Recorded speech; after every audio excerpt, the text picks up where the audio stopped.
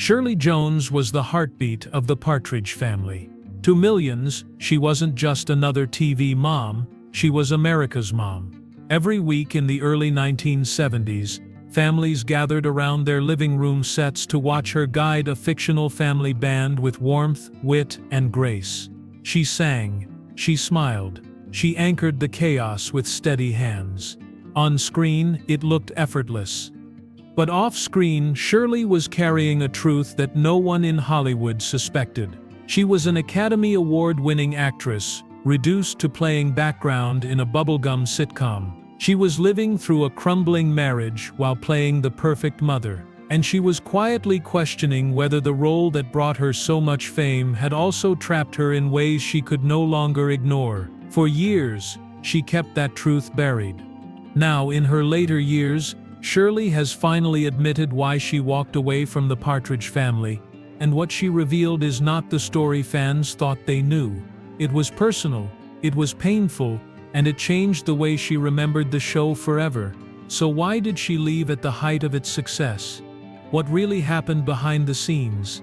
And how did her choice alter the course of her career, her family, and her life? Before Shirley Jones became the beloved mother on the Partridge Family, she was already one of the most accomplished performers of her generation. Born in 1934 in Charleroi, Pennsylvania, she grew up far from Hollywood, the daughter of a small-town owner of a brewery. From a young age, music seemed stitched into her life.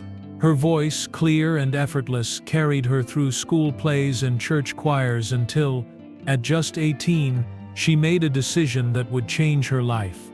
She traveled to New York to audition for Rodgers and Hammerstein. Within days, the legendary songwriting team placed her under personal contract, the only singer they ever did this for. It was a stamp of destiny. Her Broadway debut came quickly, and film followed soon after. By 1955, she was starring in Oklahoma, bringing freshness to the role of Lori Williams. Carousel followed, then The Music Man in 1962, roles that cemented her as the wholesome, luminous face of the American musical. In 1960, she won an Academy Award for her work in Elmer Gantry, proving she was not just a singer with charm but a serious actress capable of depth and complexity. By the late 1960s, Shirley Jones had achieved something rare. She was both a respected artist and a household name. Then television came calling. In the late 60s and early 70s, America was in the middle of a family sitcom boom. The Brady Bunch had begun reshaping the way networks sold wholesome comedy, and producers were searching for the next hit. Screen Gems, the studio behind The Monkees, envisioned a show about a widowed mother leading her children into music and fame. It was part sitcom, part musical, perfectly designed for the youth-driven culture of the time. They needed someone who could sing with authority, act with warmth, and embody the credibility of a real mother. Shirley Jones was their first and only choice. At first she hesitated. By then she was in her mid-30s, a serious actress with decades of work behind her. She wondered if stepping into a television sitcom might cheapen her career. Yet the offer came with a twist. Her real-life stepson, David Cassidy, was being considered for the role of her oldest child. Shirley, who was married to actor Jack Cassidy at the time, understood what that meant. She could guide David through his first steps into fame, provide stability on a set that would place him in the spotlight, and help shape a show that carried real musical potential. She agreed. When The Partridge Family premiered in September of 1970, it was an instant phenomenon. Viewers responded to its blend of comedy and catchy pop music. The fictional family band quickly became a real-world sensation. Their first single, I Think I Love You, sung by David Cassidy with Shirley's harmonies, shot to #1 on the Billboard charts, outselling even the Beatles. Within months, the cast wasn't just acting on television, they were touring, recording albums, and gracing magazine covers across the globe. For Shirley, the early days were filled with promise. She enjoyed mentoring the younger cast, including Susan Dye, Danny Bonaduce, and Brian Forster. She brought professionalism to the set, reminding everyone that this was more than just a children's show. It was work that deserved effort and respect. Audiences saw her as the steady center of the whirlwind, the wise mother who kept the family, fictional or not, grounded. Yet even in those first seasons, subtle cracks were forming. Shirley began to realize that while the show gave her exposure, it wasn't built around her. The scripts leaned heavily on teenage storylines, and the music, often light and commercial, was far from the dramatic roles she had once played on stage and screen. She smiled for the cameras, but deep inside she was aware that the show might never allow her to stretch her talents the way she had in films and musicals. Still, in those early years, the success was undeniable, and the world saw her as nothing less than the perfect TV mom. Life on the set of The Partridge Family was a study in contrasts. To audiences at home, Shirley Jones appeared serene, her smile unwavering, her voice a constant reassurance. But behind the soundstage doors, the work was demanding, the pace relentless, and the balance between personal and professional life nearly impossible. The show filmed on Columbia's lot in Hollywood, where days often stretched far longer than the half-hour episodes suggested. Scenes were shot back-to-back, dialogue rehearsed until late into the evening, and then came the recording sessions. Because the series relied on music as much as comedy, the cast spent additional hours in the studio, cutting tracks for albums that would be rushed to market while the show aired. For Shirley, a seasoned performer, the routine was manageable, but for the younger actors, Susan Dey, Danny Bonaduce, Brian Forster, it was grueling. She naturally stepped into the role of caretaker, the steady adult who kept the set from tilting into chaos. Her relationship with David Cassidy added a unique layer. In real life, David was her stepson. He had grown up knowing her as the woman married to his father, Jack Cassidy, a man whose charm often masked deep instability. On the show, David played her oldest son, Keith, the heartthrob of the fictional band. Almost overnight, David became a global teen idol, his face on lunchboxes, posters, and fan magazines. While producers celebrated the frenzy, Shirley watched with both pride and worry. She knew the intensity of fame could consume a young performer. She also knew that David's personal life was already complicated by his father's ambitions and volatility. On set, she tried to create a safe environment for him. She offered guidance, comfort, and the kind of maternal support she was known for on screen. But even she could not shield him from the pressures that followed. As David's fan base exploded, the network and record executives leaned harder into his image, reshaping the show into a vehicle for his stardom. Scripts increasingly revolved around Keith Partridge's teenage romances, his band leadership, his charisma. Shirley, once introduced as the cornerstone of the family, found herself edged toward the background. Still, she gave the role everything she had. Her professionalism set the tone for the entire production. While some of the younger cast wrestled with the temptations of sudden fame, Shirley arrived prepared, lines memorized, ready to perform. She had lived through decades in show business and understood the responsibility of leading a series. To her, it wasn't just about entertaining audiences, it was about teaching the children around her what discipline looked like. Susan Dey, who played Laurie, often spoke about Shirley's kindness and patience. Danny Bonaduce, mischievous and unpredictable at the time, later admitted that she was one of the few stabilizing forces he had in his youth.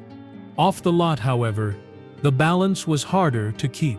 At home, Shirley's marriage to Jack Cassidy was unraveling. His career frustrations combined with infidelity and heavy drinking created a household that was the opposite of the tidy sitcom world she portrayed every week. There were nights when Shirley went from the chaos of her personal life to the carefully staged order of the Partridge living room without pause, carrying with her emotions that audiences never saw. The disconnect weighed heavily. Even as her personal struggles mounted, the public adored her role. Fan letters poured in by the thousands praising her warmth, her steadiness, her ability to embody the perfect mother. To the outside world, she was a symbol of stability at a time when the country was reeling from cultural shifts and uncertainty. Yet Shirley herself felt the growing tension between what the audience believed about her and what she knew to be her reality. She wasn't just America's mom. She was a woman caught between duty and desire, holding together a role that brought comfort to millions but left her feeling increasingly confined. By the second season, the pattern was clear. David Cassidy was the face of the franchise, the albums were selling millions, and Shirley was expected to maintain the image of supportive mother, smiling in the background. She did it with grace, but inside she could feel the first signs of disillusionment beginning to stir. By the third year of the Partridge Family, the shine was wearing off. What had once felt like a fun new challenge now felt confining. The show was still drawing audiences, but for Shirley Jones, the disconnect between who she was and what she was asked to play grew harder to ignore. The scripts offered less and less substance. Early episodes had at least balanced humor with lessons about family. By the third season, most stories revolved around teenage crushes or comedic misunderstandings. Shirley, who had once commanded leading roles in sweeping musicals and dramas, now found herself delivering one-dimensional lines written simply to frame the younger cast. It wasn't that she resented them, she adored the children she worked with, but she could feel her own artistry slipping through the cracks. At home, her life was equally unsettled. Her marriage to Jack Cassidy had always been complicated, but by the early 70s it was unraveling. His jealousy, infidelity, and struggles with alcohol created turmoil that Shirley could not escape. The contrast was painful. By day, she was America's picture-perfect TV mom. By night, she was a wife living with uncertainty and emotional strain. The distance between her real life and her fictional one was exhausting. Then there was David Cassidy. As both her co-star and her stepson, his meteoric rise carried personal weight for Shirley. She had watched him transform from a fresh-faced teenager into a global idol. His concerts drew crowds so loud that he couldn't hear himself sing. Fans clamored for pieces of his clothing, and record sales reached millions. While producers celebrated, Shirley worried. She could see the toll the hysteria was taking on David. His schedule was grueling, his privacy gone, his spirit wearing thin. On set, she tried to protect him, offering advice and grounding when she could, but the machine around him was too powerful to stop.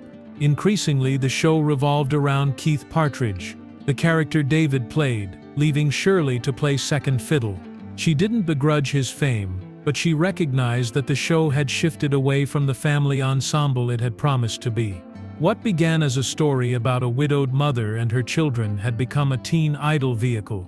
By the end of the third season, Shirley's unease had hardened into clarity. She had taken the role to support her stepson and to keep working steadily during a turbulent time in her life. But what the show had become was far from what she had imagined. She loved the people she worked with. She cherished the bond with her young co-stars. But she was starting to see that the Partridge Family was no longer a place where she could grow.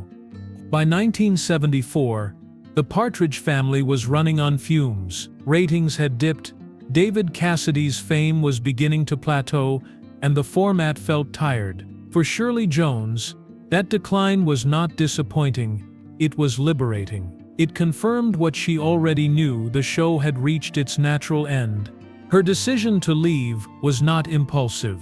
It came after years of showing up, doing her best, and putting others first. She had stayed longer than she wanted to, because she felt responsible for the younger cast.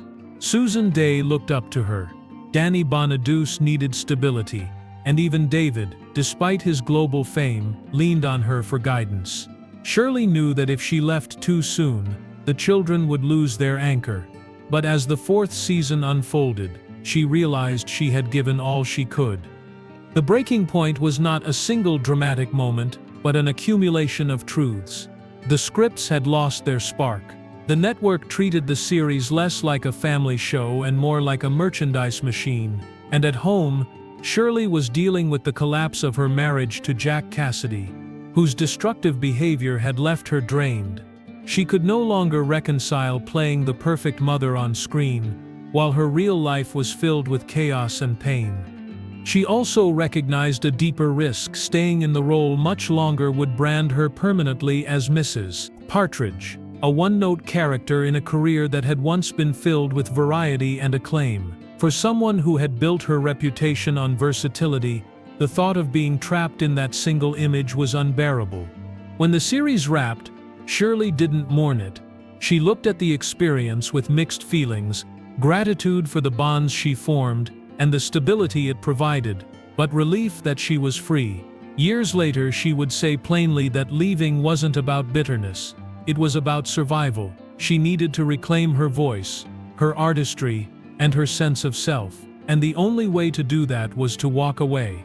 When the Partridge Family ended in 1974, Shirley Jones stepped into an uncertain future. She had been part of a cultural juggernaut, but leaving the show meant reclaiming her independence. Hollywood, however, can be unforgiving. For some actors, stepping away from a hit series is a gamble that ends careers. For Shirley, it became a chance to redefine herself. In the years that followed, she returned to her first love, music. She began performing in cabaret shows and concert halls, drawing on the Rodgers and Hammerstein repertoire that had once launched her career. Audiences who had known her as Mrs. Partridge rediscovered her as the soaring soprano who had conquered Broadway and Hollywood musicals. The return to live performance reminded her of the artist she had been before television, and it allowed her to reconnect with fans on her own terms, away from the constraints of studio executives and formulaic scripts. Her personal life, however, brought fresh trials. In 1974, she divorced Jack Cassidy, ending a marriage that had been both passionate and tumultuous. 2 years later, tragedy struck when Jack died in a house fire. Despite their separation, the loss cut deeply. Jack was the father of her 3 sons, Sean, Patrick, and Ryan, and his death left an indelible mark on the family. Shirley faced the task of raising her boys while continuing to navigate the demands of her own career. She did so with resilience, leaning on her professionalism and her deep sense of responsibility as a mother. In time, Shirley remarried, finding stability with comedian and actor Marty Ingalls. Their relationship was unconventional, often described as a pairing of opposites, but it endured for nearly 4 decades until his passing in 2015. Shirley often credited Marty with bringing laughter and lightness into her life after years of struggle. Together they weathered the challenges of aging in an industry that often forgets its stars once the spotlight fades. Professionally, Shirley continued to work steadily. She appeared in films, television movies, and stage productions, reminding audiences that she was far more than the motherly figure of her sitcom days. She embraced roles that allowed her to explore different facets of her talent, from drama to comedy, and in doing so, she proved that her career was not defined by a single role or a single decade. Yet, no matter how much distance she placed between herself and the Partridge Family, the show remained a part of her story. Fans never stopped asking about it. For many, Shirley was frozen in time, as the smiling matriarch of the musical family band. Instead of rejecting that image, she learned to accept it, even as she clarified her truth. In interviews later in life, she admitted that the show had been limiting, that it had not fulfilled her artistically. But she also acknowledged its impact, the way it connected her to a new generation of fans, the way it gave her time with David Cassidy in his youth, the way it provided stability during years of personal upheaval. Her reflections on David carried particular poignancy. She had watched him soar to heights few young stars ever achieve, and she had also watched the price he paid. His later struggles with addiction and health weighed heavily on her. When he passed away in 2017, Shirley spoke with raw honesty about the heartbreak of losing him. For her, the Partridge Family would always be intertwined with David's memory, a reminder of both joy and sorrow. Looking back, Shirley's departure from the series was not an ending but a beginning. It allowed her to step out from the shadow of a role that could have defined her forever. It gave her the space to reclaim her identity as an artist and as a woman. And it provided her with the clarity to say, years later, that she had made the only decision she could. Leaving the Partridge Family was never about abandoning success. It was about choosing survival, growth, and authenticity. Shirley Jones's departure from the Partridge Family was more than a career move. It was an act of self-preservation. She had spent 4 years embodying America's favorite TV mom, yet the role had begun to chip away at her own identity. Staying would have meant surrendering the artistry that defined her, the very gifts that had once carried her from Broadway to the Academy Awards. Walking away was the only way to remain true to herself. For audiences, she will always be remembered as the warm, smiling presence who guided the Partridges through life's ups and downs. But for Shirley, the truth was far more complicated. She endured personal heartbreak at home, professional frustrations on set, and the emotional burden of watching her stepson David struggle under the crushing weight of stardom. The world saw perfection. She lived the cost. In later years, she spoke with honesty about why she left. She admitted the show had been limiting, that it had reduced her to a one-dimensional image, yet she never dismissed its impact. It gave her a platform to reach millions, created memories with a cast she cared for deeply, and left an imprint on popular culture that endures half a century later. Her legacy is not confined to one role. It spans the golden age of musicals, the Academy Award she won for Elmer Gantry, and the resilience she showed in every chapter of her life. But in the end, her decision to leave the Partridge Family revealed something greater: her refusal to settle for less than her truth. She gave the show her heart, and when it was no longer enough, she chose to walk away with grace. For more emotional stories, check out this video.